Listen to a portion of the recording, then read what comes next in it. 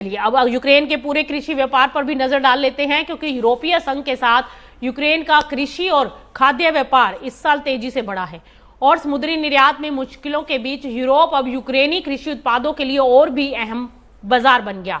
जनवरी से जून 2026 के बीच यूक्रेन और यूरोपीय संघ के बीच कृषि और खाद्य उत्पादों का कुल व्यापार $8 अरब से भी ज्यादा हो गया।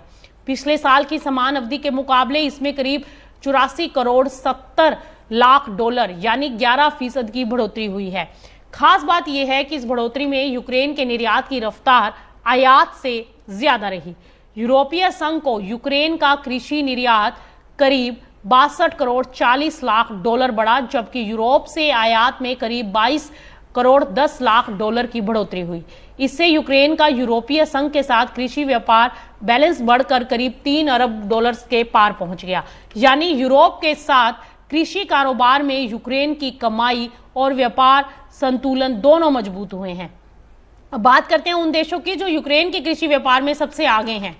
यूरोपीय संघ में Poland, Italy, Spain, Netherlands, Germany और फ्रांस यूक्रेन के सबसे बड़े कृषि व्यापार साझेदार बन चुके हैं। इन 6 देशों की हिस्सेदारी यूक्रेन के यूरोपीय संघ के साथ कुल कृषि कारोबार में करीब 70% है। लेकिन यहाँ एक और दिलचस्प आंकड़ा भी है, क्योंकि यूक्रेन यूरोपीय संघ के साथ नए व्यापार समझौतों के तहत मिलने वाली ड्यूटी फ्री कोटा का तेजी से इस्तेमाल कर रहा है। जुलाई की शुरुआत तक यूक्रेन का सालाना गेहूं कोटा पूरी तरह खत्म हो चुका था।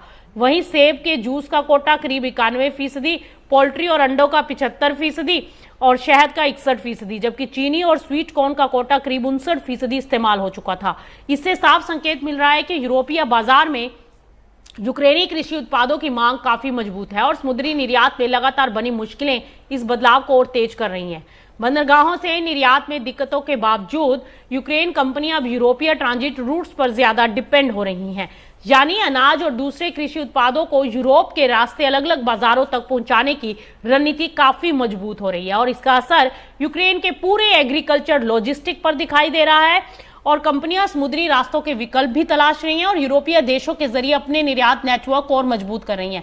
यानी यूक्रेन जो है यूरोप के लिए सिर्फ एक बड़ा खरीदार नहीं, बल्कि समुद्री निर्यात संकट के बीच एक अहम लॉजिस्टिक पार्टनर भी बन गया है। अगर यही ट्रेंड आगे जारी रहा तो आने वाले महीनों में यूक्रेन और यूरोपीय संघ के बीच कृषि व्यापार और मजबूत होगा। फिलहाल सबसे बड़ा संकेत गेहूं से मिल चुका है। कोटा पहले ही पूरा हो गया और अब नजर इस बात पर रहेगी कि बाकी कृषि उत्पादों के कोटे कितनी तेजी से बढ़ते हैं और यूरोपीय बाजार यूक्रेन की सप्लाई को कितना सपोर्ट देगा।